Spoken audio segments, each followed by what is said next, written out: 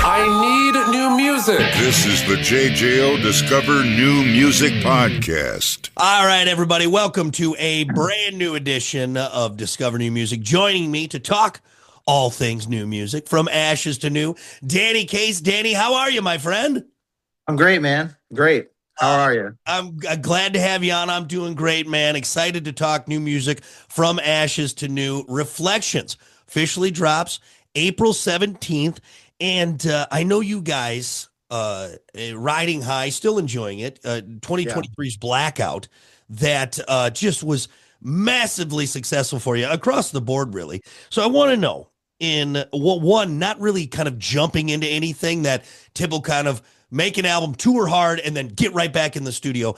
How did you guys take that momentum from Blackout, reshape it into something while harnessing the pieces that worked and all that came together, but still making something new instead of maybe falling into it? Well, let's just recreate the success. How'd you guys do that with Reflections and what we're going to hear? We just weren't afraid to get messy with it, and there was a lot of messiness. So it was certainly a journey, and it was certainly an effort from everyone, and it took everything out of all of us to make this record, what it is. Yeah. And we went into the studio and we were like, how do we improve on what we just did and evolve at the same time? Kind of take that record and take the best parts of it and add to it and try to shift it, going forward and creating something that is a little bit different and a little bit new.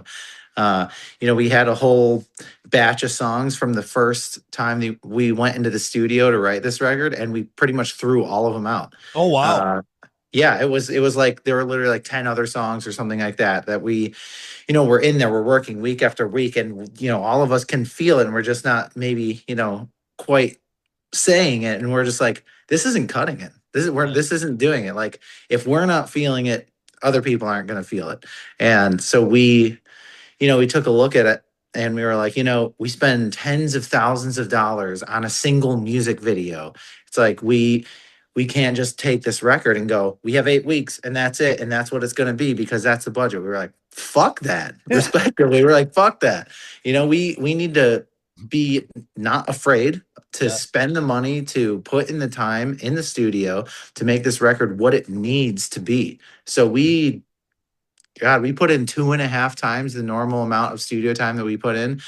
And on top of that, we were going back after leaving the studio, we were going back to Matt's house and working all night on it. And so it was a long process. It was super messy. We were ripping our own hair out and each other's hair out, and didn't matter. We always pull through, and we think we created something that is really special. Man, what a look into that. And I love that it got messy, because I think it can become, especially at the level you guys are at, it can become a little routine, a little cookie cutter. It's like, I like hearing that you guys really challenge yourself on this, and not putting words in yourself, but challenging each other, challenging yourself as a band, your sound, and like you said, came through on the other side. Yeah, and it was all super uncomfortable. There's no such thing as growth without discomfort. It just is not a thing. So, this process was super uncomfortable for all of us for a lot of different reasons. And that's why I think we're going to experience even more growth with this record than we did with Blackout. And I think we're already seeing it, which is, unbelievable. I love it, man. That's so cool. Is there maybe some surprises in this? I know you're talking about being uncomfortable, challenging, it being messy. Was there some surprises, one that you saw in the making of it, putting it all together, and that maybe you think fans will also pick up on, or maybe a aha moment, anything like that? Well, I think there's a lot of things that we did that we definitely expanded our horizons on. So like, in the song Villain, there's this like dropout where it's all just like sub bass, and it's like, really kind of dark sounding, but it doesn't even necessarily fall in the category, at least that part, of like rock and metal. It's very like club music, almost like, where it just drops out and it's all 808. And it's like, that's one of my favorite parts of the whole record. So like there are some parts like that where I think that there are some left turns and there are some things that we haven't done before, some styles that we maybe haven't like dove into before. There's one song that has tons of double bass and crazy beats in it, which is like kind of more in the metal lane than we've done in the past. So I think there are a lot of things where people are gonna be like, I don't think I've heard that from them, before. So and that was kind of partially the goal, is to just like try new things. And what a treat. And I always love that because again, at your level and challenging yourself and all of that and finding new ways to not only surprise yourself, challenge yourself as artists, but then fans too, because you're getting new fans every single day, as well as trying to keep the, original fans happy. So I think Reflections is going to be a real treat for everyone. And from what we've heard already, I believe we're on the third single at this point, especially the one that came in 2025. So we've been kind of marinating in this, and we're excited to get the full thing, which again drops April 17th. Talk about maybe the feeling, because right now you guys still have it. It's still kind of behind closed doors. You've been given little tastes for everyone. Yeah. On an album release day, for maybe all of us that don't release albums, what's that feeling? Is it nervous? Is it excited? Is it, I don't know. Tell about what you think April 17th is going to bring for you. I mean, it's going to bring an array of emotions. So I think there's going to be a lot of excitement. Our pre-save and pre-download numbers are already double what Blackout was, which is crazy.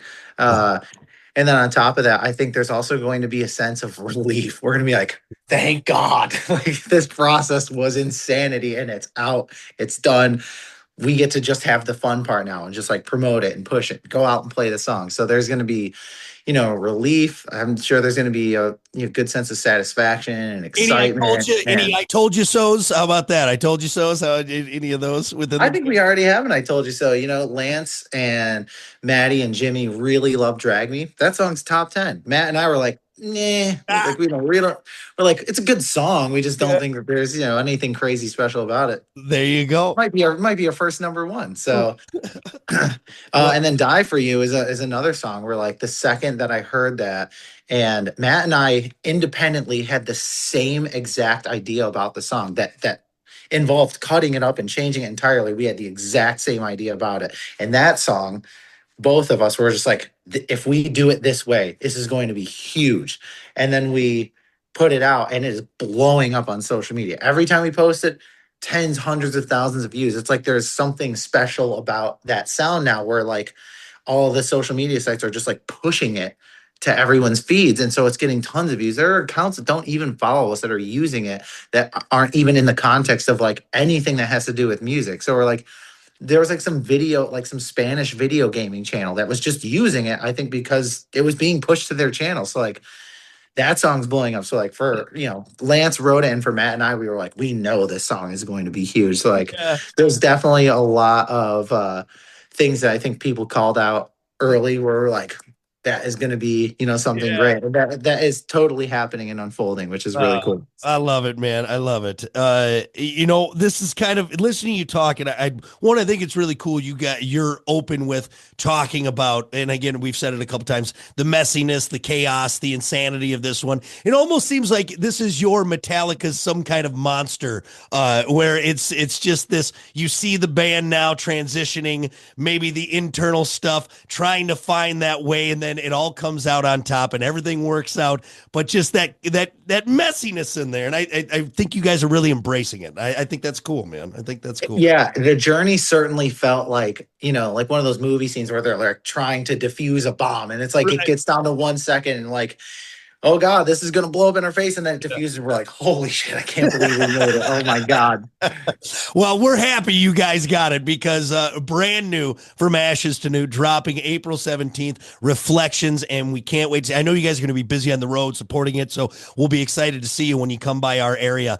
I've reworked this last question. We're going to do rapid fire in a second, because I think we got a lot of the important stuff. I always used to ask people, what's your favorite song? And most people say I don't have a favorite one, or it's hard to pick. Then I said, okay, what song sticks out to you? I'm going to try and word it with you, and you're going to be my guinea pig on this one.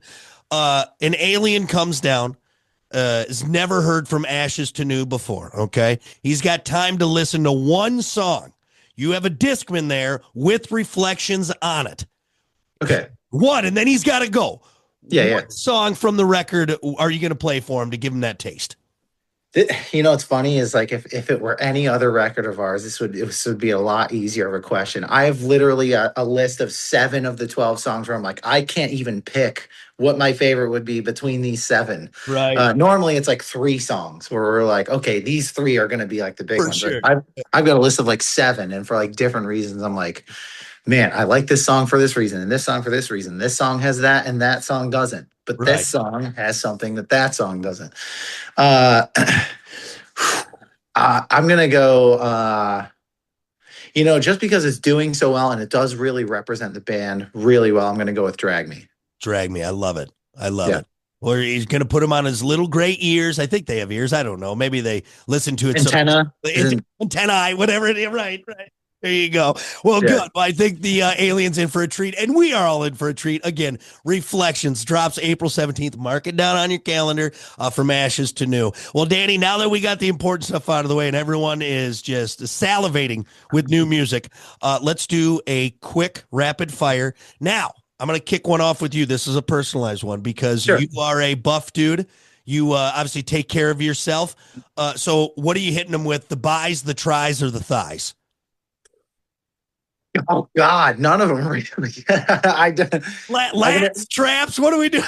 The chest is my big thing. I man. love bench pressing. This is like the stereotypical freaking gym bro answer. But I fell in love with bench pressing and just like really started working on my strength training. And my current max is like 360, which for my weight is madness. And I think I just have a knack for it. So like, you get something that you're good at and you just like run with it and you enjoy it because you're good at it. So I just kept going with that. I don't really train my arms because I have a genetic predisposition to have bigger arms. Like some people have massive calves, Right. and everyone's jealous of them for it. I happen to have, I look at a pair of dumbbells and my biceps and triceps grow. And so like, I'm like, okay, no arms whatsoever, skip arm day every single time. And they still somehow overshadow parts of my body. I'm like, Crazy. God. Well, good. Well, now I know you're a pec guy. So I'm trying to be. It was because my chest was so small. I was like, I need to fix this. I got these big arms and this stupid flat chest. I just like, all right, I'm gonna bench for 6 years straight, and that's all I'm gonna do. I love it. Oh my God. What can you make them dance yet? That's the next thing. For sure. You gotta pay extra for that. Oh, of course. I don't have the funds for this go around, but I'm gonna get a GoFundMe so we can make those pecs dance on the next interview. All right, let's do riff first or lyric first. Ooh, most of the time riff, but if you can get a lyric first, that shit can be powerful. I love it, man. The whistle solo in Winds of Change or in Patience? I'm gonna go Winds of Change. Great one. I mean, and again, I've told everyone, I actually just talked to Jeremy DePoister of The Devil Wears Prada, and we agreed that you didn't have Patience without Winds of Change. So, you got to have both. You got to have both, or you got to have the one to whistle so the other one could whistle, whatever it is. Choco Taco or Flintstone Push Pop? Choco Taco. Very nice. Would you rather see Bigfoot or the Loch Ness Monster? Loch Ness Monster. Side note, do you know what they think that might be now? No, did they have an answer for it? So the original black and white photo that we all know of Nessie, and you kind of see like the head, right? Right. Apparently, it's a whale dick, right? It's a whale dick. It's just a perverted whale with a thin little mustache and rose-colored glasses. Check it out. Just out there, which I think is hilarious that people have spent. He just needed to air his junk out. He's out there, he's out there. Probably, maybe he was just with another lady whale, and maybe he had a little burning sensation, and he's like, I gotta air this out. All right, last one. My God, on a scale of 1 to 10 of attractiveness, where do you place Bug Bunny in drag? Bugs Bunny in drag? Bugs Bunny in drag on a scale of 1 to 10 of attractiveness. I'm gonna go 6. Let's go 6. Hey, you know what? You can't pick 7, and 8's too high. It's way too high. To the each their six. own. 6 is a safe number right there. Yeah, All right. yeah. Danny, thank you for humoring me. More importantly, thank you, brother, for talking brand new music from ashes to new. Reflections drops April 17th. I'm so excited for you guys. Can't wait to hear more. Appreciate it, man. Thanks for having me. Listen, rate, share, subscribe. Discover new music now at WJJO.com, in the JJO app, or wherever you get your podcasts. Brock has a new interview every Thursday evening between 6 and 7. 94.1 JJO.